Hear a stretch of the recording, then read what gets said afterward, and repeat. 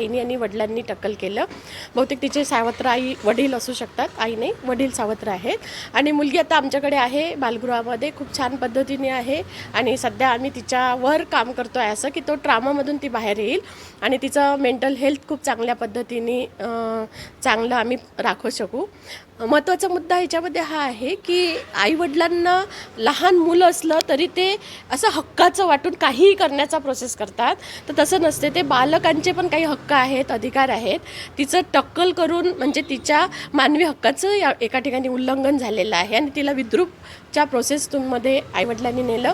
हे चांगली गोष्ट नाही. समाजामध्ये ह्या गोष्टीला खूप चुकीची गोष्ट यामध्ये झाली आणि त्या मुलीचा जर विचार करता तर तिच्यावर झालेला खूप मोठा आघात या ठिकाणी आहे. त्या मुलीला आधी पण आईवडिलांकडून काही शारीरिक मानसिक त्रास दिला जात होता, काही तक्रार केली तिने? नाही, अशी काही तक्रार केली नाही. पण हळूहळू जेव्हा काउन्सिलिंग होते आमचं, तिथे हळूहळू त्या मुलगी सांगेल की ज्याचा ॲक्शन प्लॅन वगैरे तयार होतो, माहिती तयार होते, तिथे ती सांगेल कधीतरी. पण शेवटचा मुद्दा आहे की तिचं त्या पद्धतीचं टक्कल केलं आणि तिला विद्रूप करण्याचा प्रयत्न केला की जेणेकरून तिच्यासोबत कोणी मुलगा बोलणार नाही किंवा ही घराच्या बाहेर जाऊन कोणासोबत बोलणार नाही, असं दिसते ते. तिच्याशी तुमचं आता बोलणं झाल्यानंतर तिच्या आईवडिलांसोबत जवळचं देण्यास तयार आहे का की तुमच्यासोबत राहण्याचं?